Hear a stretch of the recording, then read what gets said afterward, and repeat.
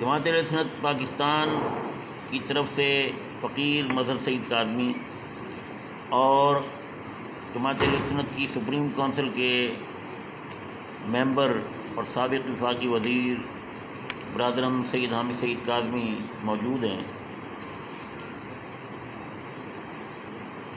فلسطین میں اسرائیل کی بدترین جارحیت اور مظلوم معصوم فلسطینی مسلمانوں کے قتل عام کی شدید مذمت کرتے ہوئے عالمی طاقتوں کے دوہرے معیار اور عالم اسلام بالخصوص عرب ممالک کی بے اہمیتی، بلکہ میں کہوں گا کہ بے غیرتی اور شدید احتجاج ہے۔ آج ایک مشترکہ پریس کانفرنس میں ہم حاضر ہیں اور آپ حضرات سے یہ اپیل کرتے ہیں کہ اس کانفرنس کو نمایاں کوریج دیا جائے۔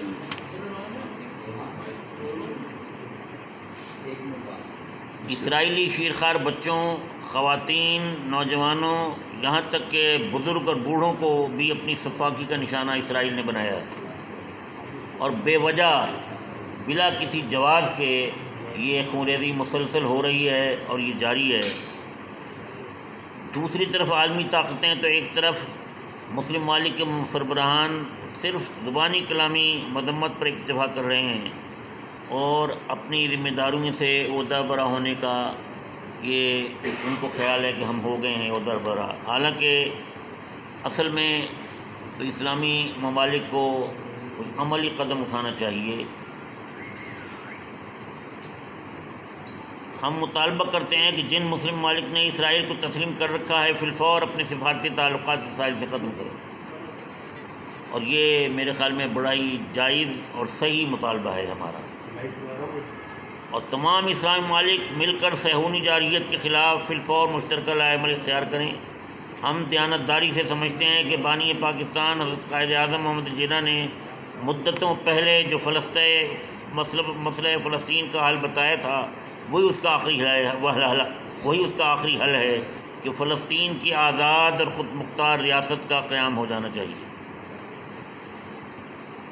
اور ہر قسم کے تسلط اور پابندیوں سے آزاد یہ ریاست ہونی چاہیے۔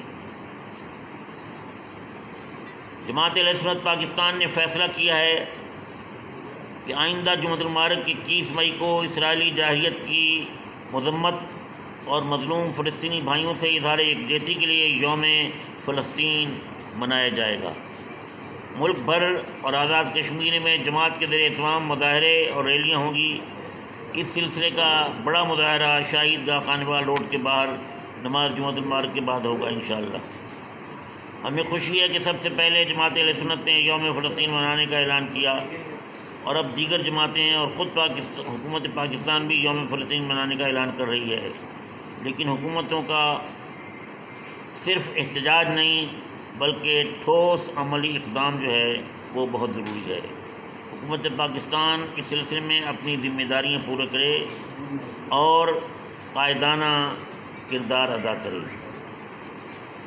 میں اتنا عرض کروں گا کہ دنیا میں مسلمانوں پر جو ظلم و ستم ہو رہا ہے، وہ چاہے وہ کشمیر ہو، چاہے وہ بوسنیا ہو، چاہے وہ فلسطین ہو، چاہے چچنیا ہو، یہ مسلمانوں کا قتل عام ہے، سفاکی اور بربریت ہے، اور کوئی بھی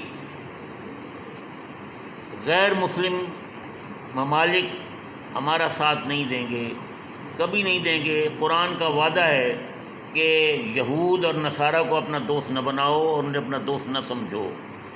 تو یہ اب دیکھ لیں کہ فرانس نے کیا کیا ہے کہ اس نے تو اپنے ملک کے اندر فرانس نے اسرائیلی حکومت کے خلاف احتجاج کرنے کی بھی پابندی لگا دی۔ یہ فرانس جو اپنے آپ کو سیکولر اسٹیٹ اور جمہوری اقدار کا سب سے بڑا علمدار سمجھتا ہے، اس نے یہ حرکت کی۔ تو میں یہ سمجھتا ہوں کہ ہمیں ادھر ادھر دیکھنے کے بجائے اپنے مسلم ممالک کو غیرت دلانی چاہیے اور انہیں غیرت آنی چاہیے حکمرانوں کو کہ یہ کام جو ہے یہ بغیر ہمارے ٹھوس اقدام کے نہیں ہو سکتا۔ پہلے تو اقوام متحدہ کو ہم یہ کہیں کہ وہ امن فوج کس لیے ہے آخر؟ امن فوج اقوام متحدہ کی کس مرض کا علاج ہے؟ اسے اس میں فوراً داخل ہونا چاہیے اور اس سفاکیت اور جارحیت اور قتل عام کو روکنا چاہیے۔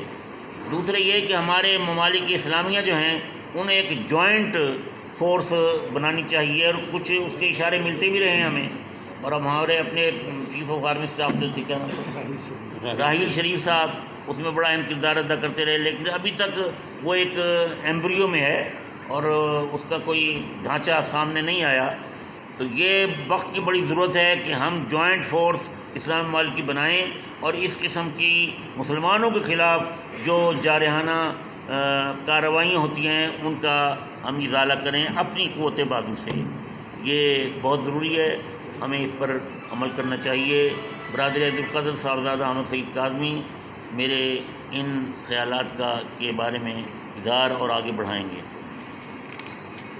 بسم اللہ الرحمن الرحیم۔